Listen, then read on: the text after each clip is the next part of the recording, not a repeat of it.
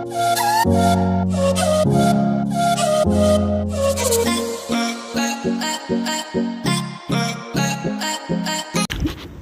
علیکم ورحمۃ اللہ وبرکاتہ۔ اسپائی ٹی وی میں آپ سب کو خوش آمدید۔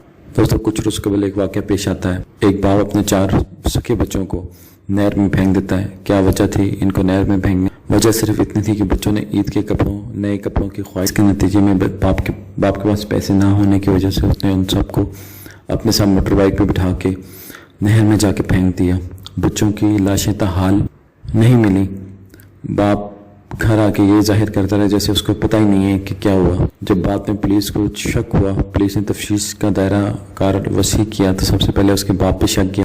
ان کے باپ پہ شک جانے کے بعد اس نے اس بات کا اعتراف کیا کہ میں نے ہی بچوں کو نہر میں پھینکا، میرے پاس پیسے نہیں تھے کہ میں ان کو عید کے کپڑے دلا سکتا، اور یہ باضابطہ تھے کہ ہمیں عید کے نئے کپڑے چاہیے۔ دوستو، یہ حالات آ گئے کہ ایک باپ اپنے جگر کے ٹکڑوں کو صرف اس وجہ سے کہ اس کے پاس پیسے نہیں تھے ان کو نہر میں پھینک دیتا ہے، ان کو موت کے حوالے کر دیتا ہے۔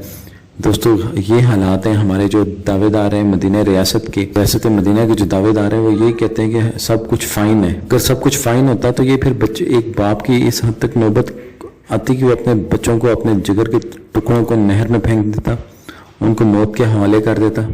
دوستو، اگر ہماری ویڈیو آپ کو اچھی لگی ہو تو نیچے کمنٹ سیکشن میں اپنی رائے کا اظہار ضرور کیجیے گا۔ السلام علیکم ورحمۃ اللہ وبرکاتہ۔